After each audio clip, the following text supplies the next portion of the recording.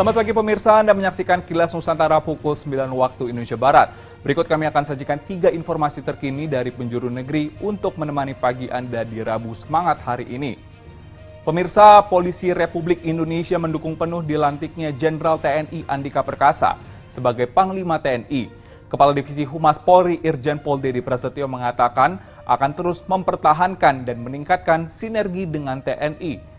Selanjutnya seputar penanganan pandemi COVID-19, Badan Nasional Penanggulangan Bencana BNPB bersama Gubernur Riau melepas gerakan mobil masker. Sebanyak 50 unit mobil dilepas dalam gerakan tersebut yang menyasar ke 12 kabupaten kota. Selain itu BNPB juga menyerahkan 500.000 masker dan alat sanitasi untuk dibagikan kepada masyarakat.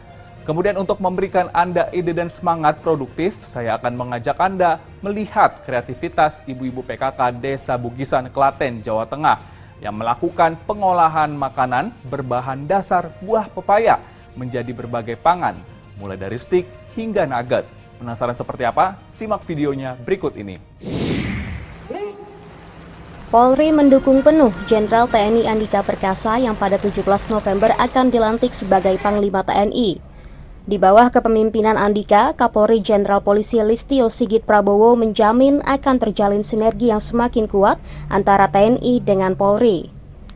Sinergi antara Kapolri dengan Panglima TNI sendiri seperti dijelaskan Kepala Divisi Humas Polri, Inspektur Jenderal Polisi Dedi Prasetyo di Jakarta pada 16 November sudah berjalan cukup lama. Tentu saja, hal yang selama ini telah terbangun akan terus dipertahankan. Utamanya dalam rangka kegiatan-kegiatan yang mencakup keamanan dan ketertiban masyarakat. Selain juga akan diterapkan dalam kegiatan operasi kemanusiaan hingga pengamanan acara nasional maupun internasional. Bapak Kapolri dan Panglima TNI sudah berjalan cukup lama, ya, baik pada saat beliau sebagai Kasat, dan tentu sinergitas yang selama ini sudah terbangun dari mulai tingkat bawah sampai dengan tingkat atas, ini akan terus kita pertahankan dan terus akan kita tingkatkan. Jenderal TNI Andika Perkasa diajukan sebagai calon tunggal Panglima TNI oleh Presiden Joko Widodo untuk menggantikan Marsikal TNI Hadi Cahyanto yang pensiun pada bulan November.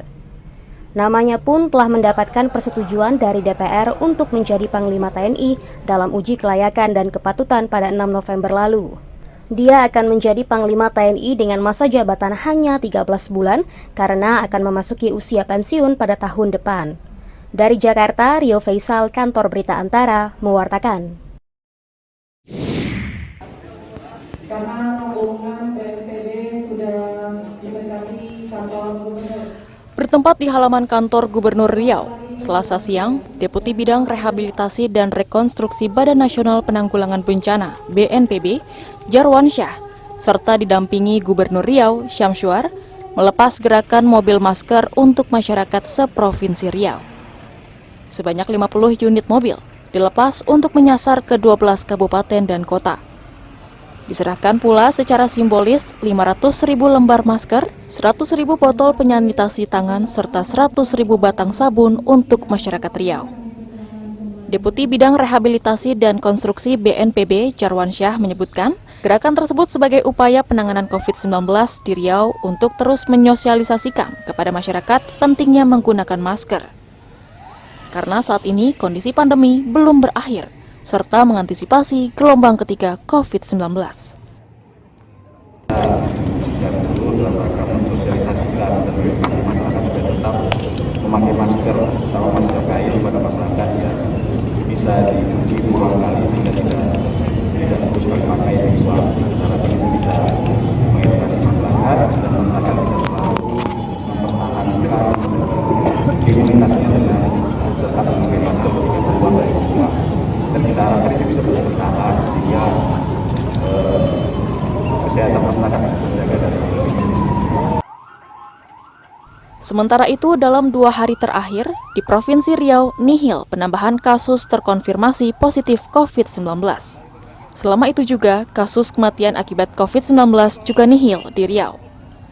Dan gerakan mobil masker yang digagas BNPB juga telah dilakukan di beberapa daerah di Indonesia. Dari Pekanbaru, Riau, Ervan Setiawan, Kantor Berita Antara, mewartakan.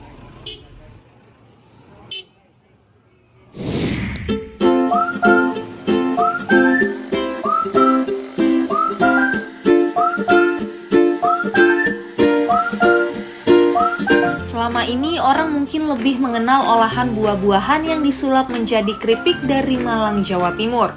Namun di tangan kreatif ibu-ibu PKK Desa Bugisan, Kecamatan Prambanan, Kabupaten Klaten, Jawa Tengah, buah pepaya bukan hanya bisa diolah menjadi camilan kering seperti keripik atau stik, tapi juga manisan, puding, hingga nugget. Inovasi pepaya olahan tersebut dirintis sejak tahun 2018 lalu. Berawal dari lomba yang digelar di wilayah setempat, yang kemudian dikembangkan oleh warga untuk mengangkat potensi pangan lokal, sehingga membuat pepaya setelah diolah mampu menjadi camilan yang lezat, menarik, dan bergizi.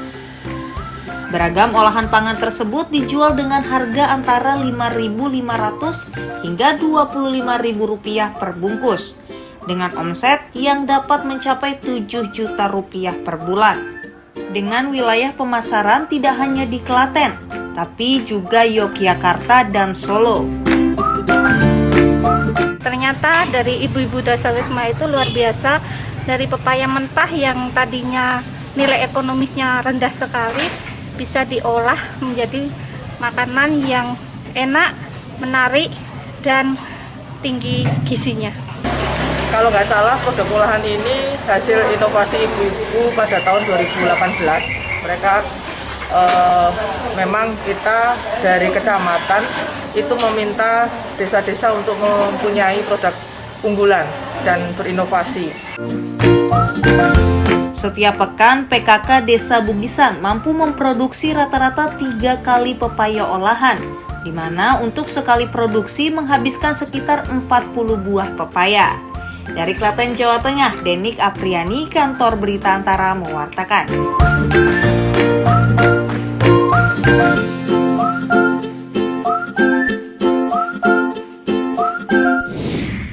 Pemirsa, pada jeda waktu istirahat siang pukul 13 waktu Indonesia Barat nanti, saksikan kami kembali dalam tayangan Kilas Nusantara Siang. Jaga selalu kesehatan Anda. Terima kasih dan sampai jumpa.